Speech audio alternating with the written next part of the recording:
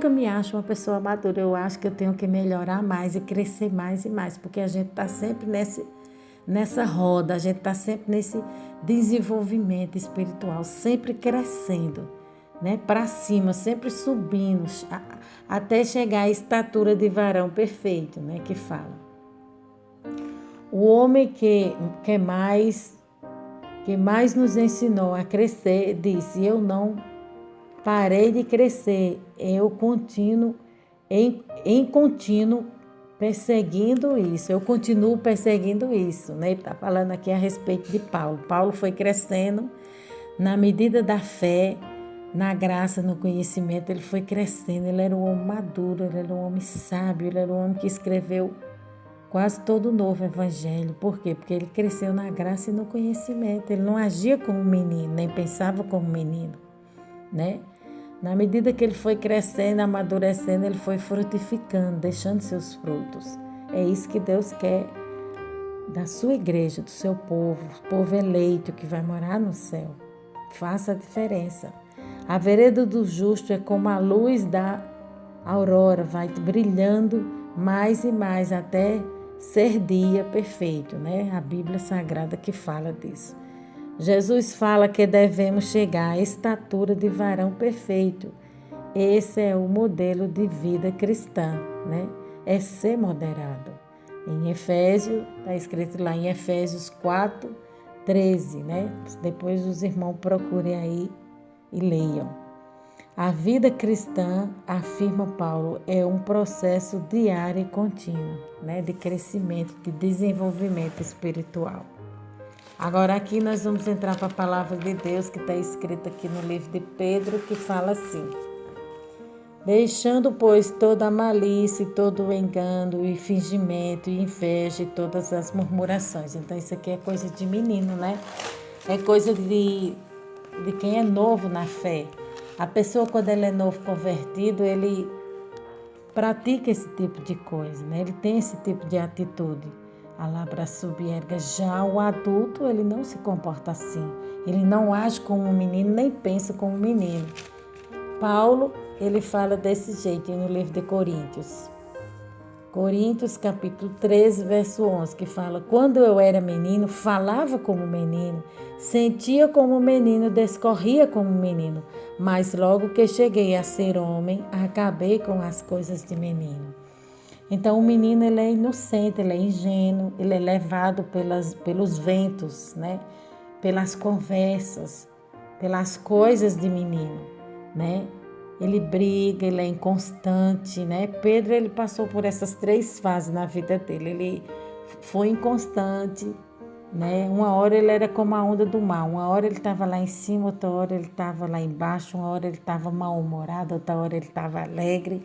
Então isso é a fase de menino espiritual. E Deus quer que você passe por essa fase, né?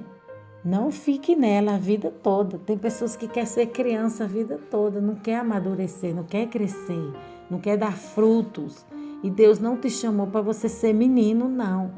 Deus te chamou para você ser um adulto espiritual, a estatura de varão perfeito, que é a sua estatura. Em Efésios 4:13 fala da estatura perfeita.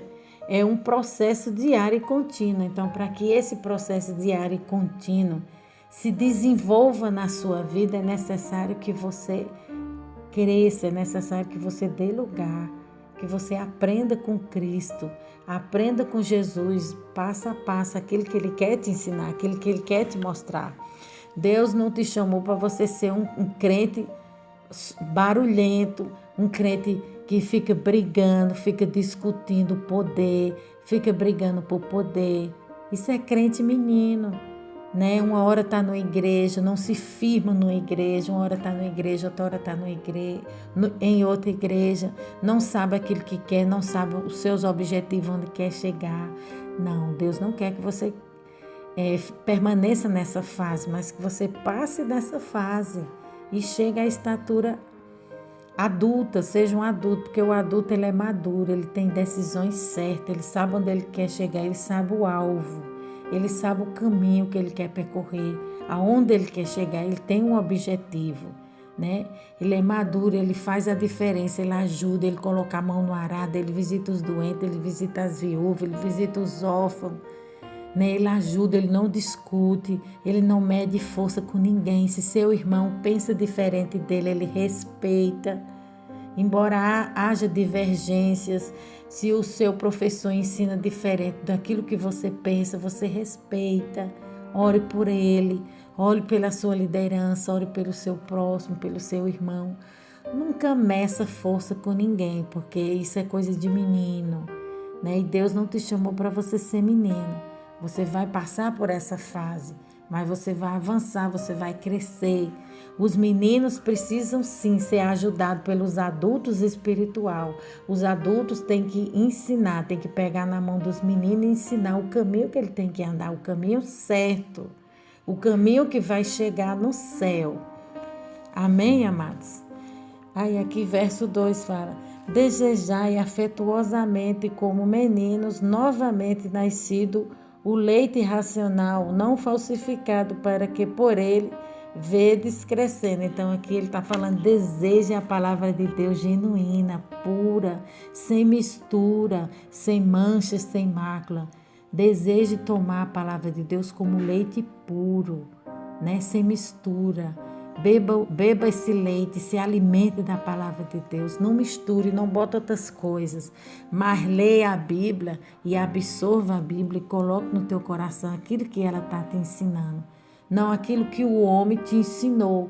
Se o homem te ensinou alguma coisa que está fora dos padrões bíblicos, que está fora da Bíblia, então deixe de lado, fique com a palavra, né?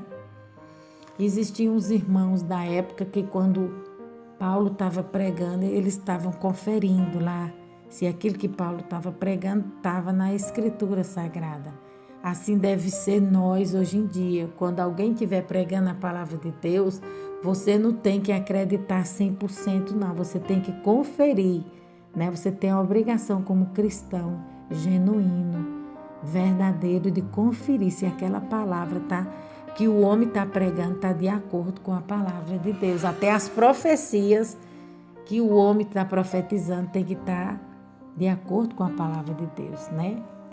Tem que andar tudo em linha reta, né?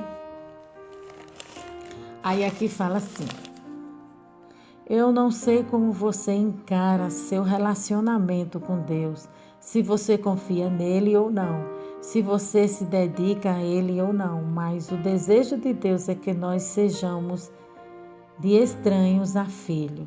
O desejo de Deus é que nós possamos entrar em sua presença com confiança, nos relacionarmos com ele como um pai e um filho de uma maneira tão íntima e profunda.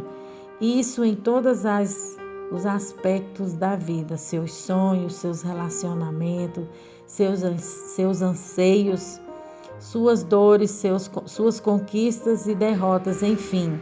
De estranhos a filhos é a vontade de Deus e o chamado de Deus para minha e sua vida.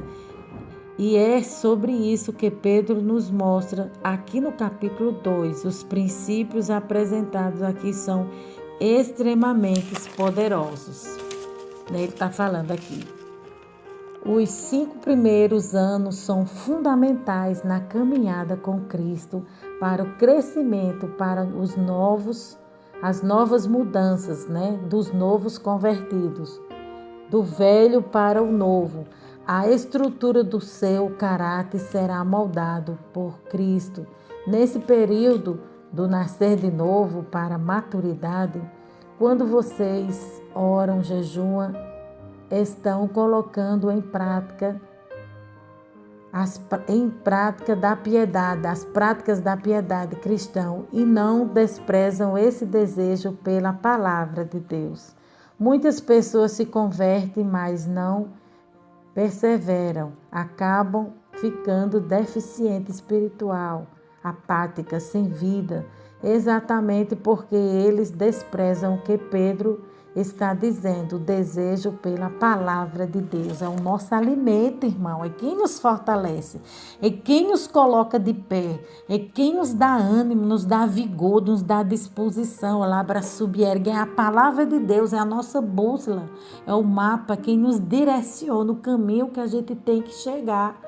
O alvo é Cristo, o caminho que a gente tem que percorrer, andar, chegar até o céu, a Nova Jerusalém. É através da palavra de Deus que a gente vai andando de fé em fé, né? Quanto mais perto de Cristo, mais você vai impactar a vida do próximo. Quanto mais perto de Jesus, você vai influenciar outras pessoas.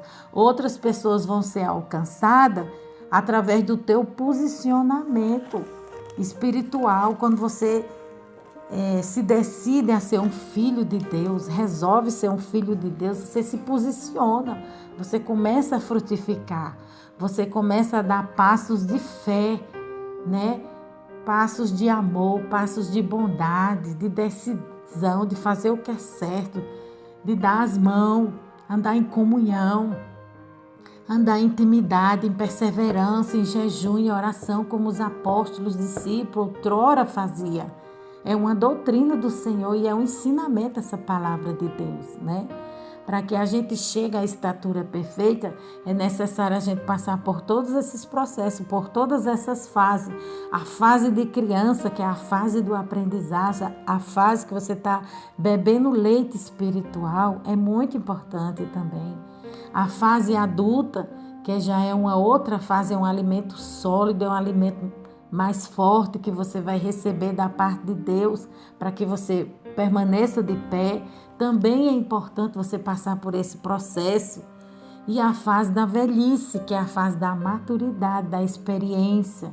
O jovem tem a força, mas o velho tem a experiência, tem bagagem, tem vida com Deus. Então o jovem tem que se aconselhar, como a Bíblia nos ensina, com os mais velhos, com aqueles que são espirituais na casa do Senhor. Eles vão ter algo de bom para passar para você, eles têm bagagem, têm vida com Deus. Moisés, nas 3 fases da sua vida, aos 40 anos, ele pensava que era alguém, né? Mas depois, aos 80 anos, ele aprendeu que não era ninguém. E depois, na maturidade, ele aprendeu que alguém pode se tornar ninguém, que passa a ser alguém quando aceita Jesus, pode ser alguém nas mãos do Senhor.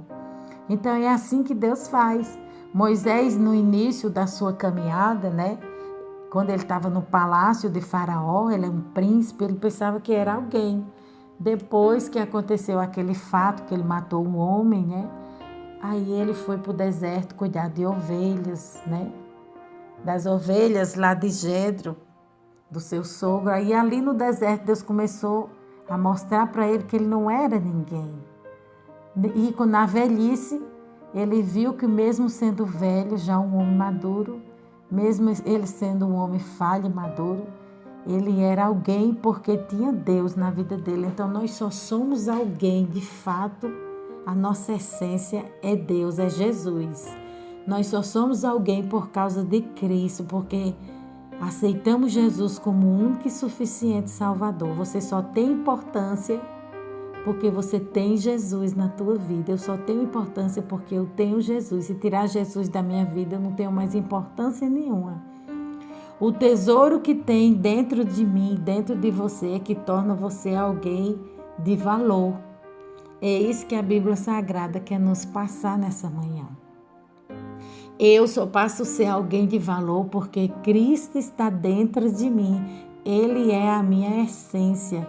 Ele é a tua essência, Ele é o teu tesouro, Ele é o teu tudo, Ele é a tua luz, Ele é a tua torre forte, Ele é o teu porto seguro. Alabra subiergue, é o Senhor dos exércitos. E Ele na nossa vida é o que nós temos de mais precioso, é o que nós temos de mais valor. Quando a gente chega nessa maturidade, nesse entendimento, que deixamos de ser criança, né? Passamos pela fase adulta e chegamos na última fase da nossa vida, que é a velhice, e entendemos que nós não somos nada sem Ele, e ao mesmo tempo nós temos valor com Ele, por causa dele, aí nós vamos chegar à estatura de varão perfeito. E quando a gente chega nessa estatura, Deus nos arrebata. A gente não fica aqui mais na terra, assim como Ele fez com seu servo, né? Ele arrebatou Elias, né, numa carruagem de fogo, porque ele já chegou numa estatura perfeita diante da presença do Senhor, creio eu. Arrebatou o outro, que ele estava conversando com ele, o seu servo era Enoque, se eu não me engano, estava conversando com ele, e ali o Senhor ele arrebatou ele com vida, tirou ele com vida da terra, porque ele chegou na estatura perfeita, assim como Moisés. Moisés também foi tirado com vida, o Senhor o arrebatou para si, o tomou para si, alabraçubierga, porque ele chegou à estatura de varão perfeito. Alabraçubierga, e quando a gente chegar nessa estatura, nossos pés não ficam aqui mais na terra, esse lugar aqui se torna insignificante para nós, esse mundo se torna pequeno para nós, quando a gente chegar nessa estatura, nessa fase. Almejamos chegar, Senhor, nessa fase da estatura de varão perfeito, como está escrito lá no livro de Efésios, capítulo 4, verso 13, que fala assim: até que todos cheguem à unidade da fé e ao conhecimento dos filhos de Deus, a homem perfeito, à medida da estatura completa de Cristo, né? Está escrito no capítulo 4, verso 13. Então, é essa estatura que devemos chegar, é essa estatura que Deus quer que eu e você, que nós chegamos lá, né? Verso 3 fala: se é que já provaste que o Senhor é benigno. Então, se você já provou dessa água, né? Se tua alma tem sede, tem fome dessa água e você já provou dela, então você conhece o teu Deus, você conhece o Deus que você está servindo, né? Você não vai medir força com ninguém, você não vai brigar com o homem, mas a tua luta é contra principados e potestades, você vai lutar no joelho, né? Você vai mostrar para Satanás que só o Senhor é Deus e as suas guerras vão ser travadas no joelho, na oração, no silêncio. Tem hora que você tem que silenciar, ficar quieto, deixar Deus pelejar por ti. Mas tem hora que você tem que usar a tua armadura, o capacete, a couraça, o escudo e entrar no campo de guerra. Não ficar só na defesa, mas também atacar. Então existe hora para tudo, né? E é através do Espírito de Deus, né? Das instruções que Ele vai passar, Ele vai comunicar ao nosso espírito a hora certa e o momento certo para atacar, para ficar na retaguarda, para que a gente age de maneira certa. Para cada momento na nossa vida e para cada etapa, o Senhor vai dar uma direção e um preparo. Então, o Espírito de Deus comunica ao nosso espírito aquilo que é certo, aquilo que devemos fazer, né? Deus vai comunicar ao teu espírito a hora certa que você vai ter que agir, que você vai ter que marchar, né? No momento que a gente se encontra nessa guerra, nessa batalha espiritual, batalha no governo, batalha na família, batalha em geral, a gente sabe que a gente está vivendo um clima de guerra espiritual, porque o anticristo ele se posiciona, ele está perto de entrar em ação e a igreja tem que se posicionar, tem que marchar. Então nós estamos vivendo um período que a gente tem que amadurecer, crescer e avançar e guerrear, né? Guerrear, até as crianças vão ter que guerrear, aprender com os adultos espiritual a se posicionar no campo de guerra, para lutar também no jejum, na oração, com sua pouca força, mas você ainda pode oferecer algo de bom. E aqui nós vamos trazer o resumo dessa palavra. O que é um menino? Menino é ingênuo, não consegue discernir o certo do errado, precisa de leite espiritual para crescer. O menino espiritual briga e contenda. Ele está falando aqui do menino físico, né? Que o menino ele é desse jeito, ele é inconstante, ele briga, depois ele faz amizade, tá tudo bem. Então ele está falando aqui do menino espiritual, né? E do menino humano. Mas a Bíblia fala também que nós temos que ser criança para as coisas do mal. Nós temos que ser como criança para as coisas do maligno. No caso, não desejá-las, né? Não devemos ser menino espiritual a vida toda, né? Sem saber o que é certo e o que é errado. Agora, para as coisas do mal, em fazer o mal, em fazer as coisas perversas, as coisas ruins, a gente tem que ser como criança, não querer elas, não desejar elas, não ser curioso para as coisas do inimigo. Mas a gente tem que ter curiosidade para as coisas que Deus tem para oferecer para nós, para as coisas do alto, as coisas de cima, aquilo que é permitido a gente ter acesso. O homem adulto tem a capacidade de compreensão de um assunto. Uma pessoa com maturidade espiritual entende os planos divinos e compreende-os de forma ampla. O adulto é responsável e sempre ajuda a obra de Deus e vai até o fim. Glória a Deus por isso.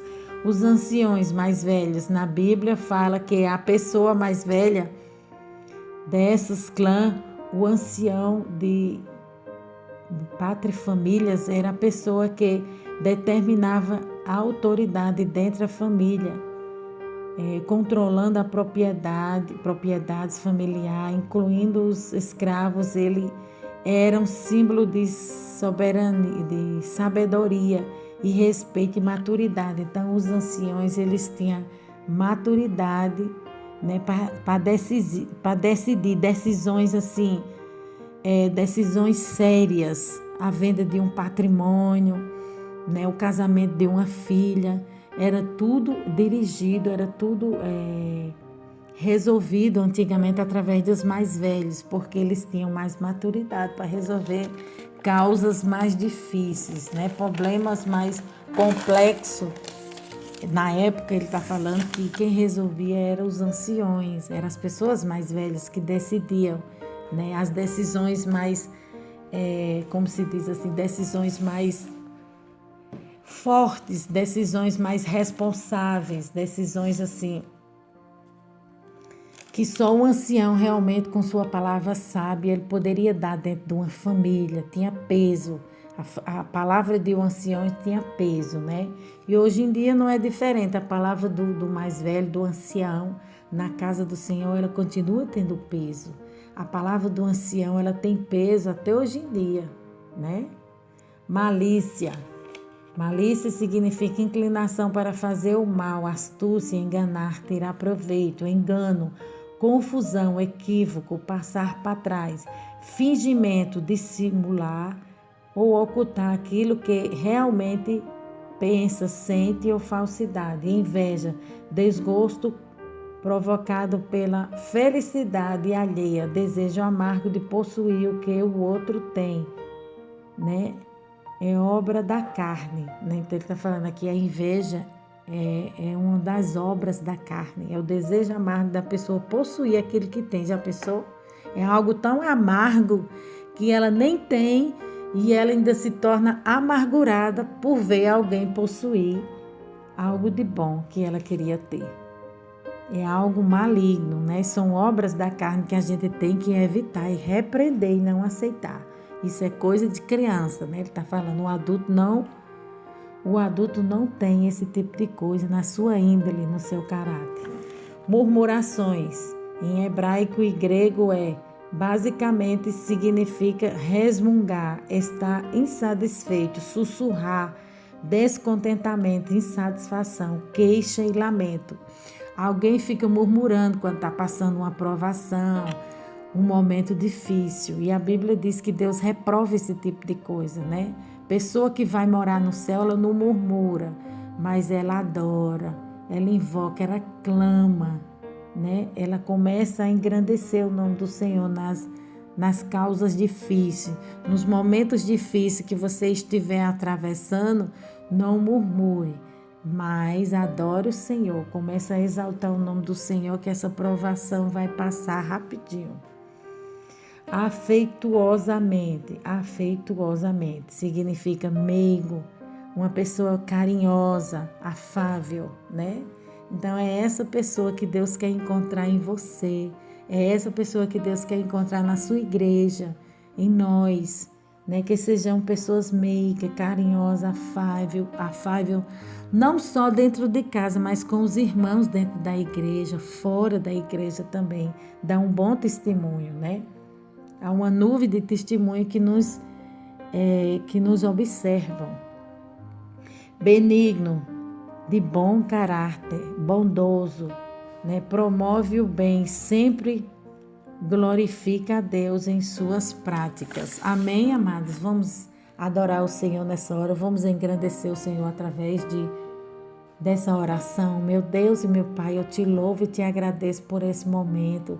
Te peço perdão, Senhor, pelas minhas fraquezas, pelos meus pecados através de pensamento, palavras e obra. Peço ao Senhor que vá alcançando vidas através dessa palavra, do ministério da palavra, que o Senhor vá, Senhor, mudando este coração, mudando essa mente, mudando esses pensamentos, essas atitudes, essas ações. Vá fazendo, Jesus, esse homem, Senhor, crescer na Tua presença. Vá fazendo esse homem avançar, amadurecer, frutificar como uma árvore frondosa. Este homem, esta mulher, esse jovem, essa criança venha dar bons frutos. Essa criança, Jesus, venha promover vida e vida em abundância. Essa criança espiritual, ela venha avançar, venha chegar na fase adulta, venha chegar na sua velhice, sempre dizendo que o Senhor é bom, que o Senhor é maravilhoso. Meu Deus, vai trabalhando na vida de cada um, Senhor. Vai convertendo, vai libertando e vai salvando, vai transformando vida. E que a Tua palavra vá convertendo, vá libertando, vá salvando, vá promovendo vida e vida em abundância. Confirma, meu Deus, a bênção. Confirma, meu Deus, a vitória. É o que eu te peço em nome de Jesus. Amém.